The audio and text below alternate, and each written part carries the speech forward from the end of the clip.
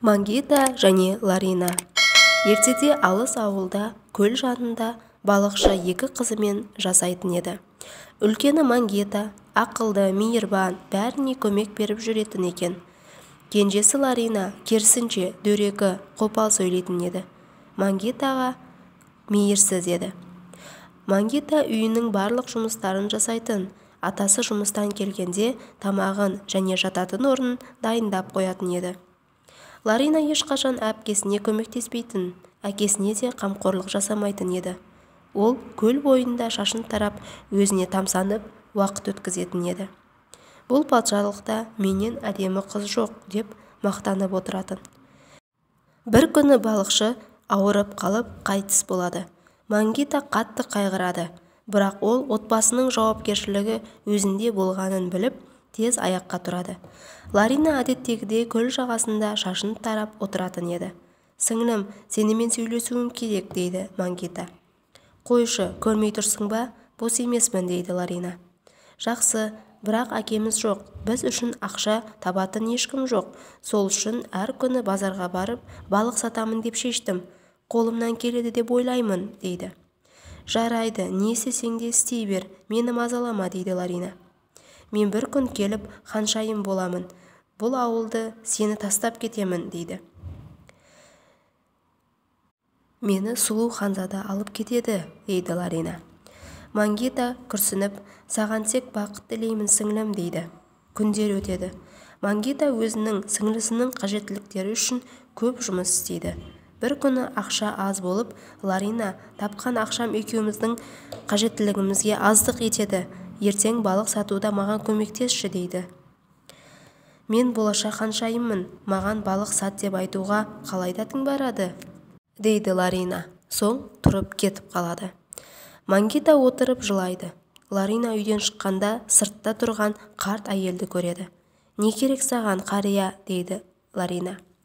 «Балам, қатты ашпын, шөлдеп тұрмын. Көп жол жүрдім, маған аз ғана нан мен бір жұтым су берші», дейді әйел.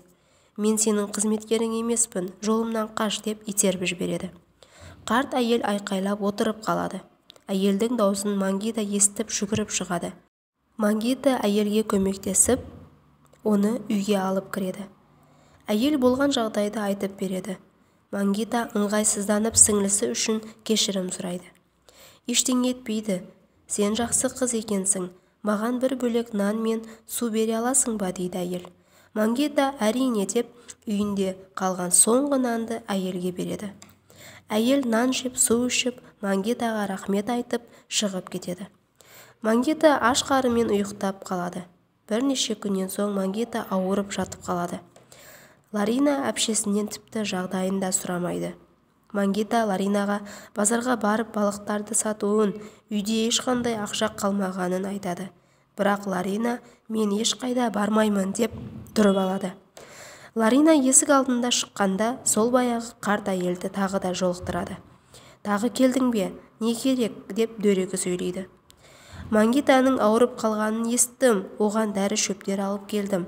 Үйге кіруге рұқсат ет. Дәрілерін беріп, ертеңге дейін оны емдеп шығарамын», дейді әйел. Ларина Мангитаның жазылып кетуін қаламайды. Өтірік күліп, «Ол менің әпкем, сіз әуре болмаңыз, дәрілерді беріңіз, мен өзім оған беремін», дейді. Әйел мейлі деп дәрілерді береді. Мангитаның ыстығы көтеріліп қатты ауырласып кетеді. Ларина әпкесінің қиналғанын көріп қуанады. Оған бір рет болса да дәрілерді бермейді. Оны жастықтың астына жасырып қояды. Ертеңіне таң атқанда ол орнынан тұрып шыға жатқанда қарт әйел кіріп келеді. «Ларина, сен үйге рұқсатсыз кіруге қалай дәтің барды?» дейді. Әйел үндемей саусақтарын қимылдатады. Сол кез ол көркем ханзадаға айналады. Ларина таңырқап, «Сіз кімсіз?» дейді. «Мен ханзадамын, және де сиқыршымын.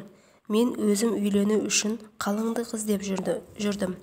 Дүниедегі ең мейірбан қызды іздедім, және де оны таптым, егер ол келіссе», дейді. Ларина күліп, «Я, келісемін, әрине», дейді. «Сен емес, ақымақ қыз, сен туралы айтқан жоқпын», деп Мангитаға қарайды.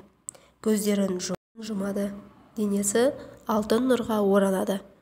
көздерін жұмып жатқан Мангитаны да алтын нұр орап алады. Мангита бірден көзін ашып жазылып кетеді.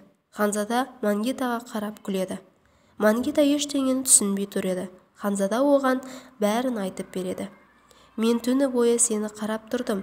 Сіңлің саған дәрілерді бермеді және сені жазылмасын деп ниет етті, дейді Ханзада. Мангита қатты ренжиді. Сіңлісіне мені неге сонша жаман көресің, дейді. Ларина, сені жаман көремін, ешқашан жақсы көрген емеспін. Ханзадаңды ал да бұл жерден кетіңдер, дейді.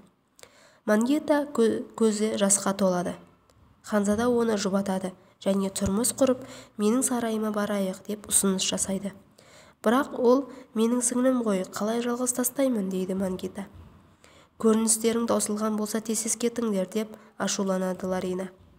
Мангита Ханзадаға я деп жауап береді. Екеуі сарайда үлкен той жасайды. Бақытты өмір сүреді. Ларина болса сол баяғыдай мейірсіз, дөрекі қыз болып қалады. Өзгермейді. Мангита Ларинаға білдірмей азық-түлік жіберіп тұратын еді.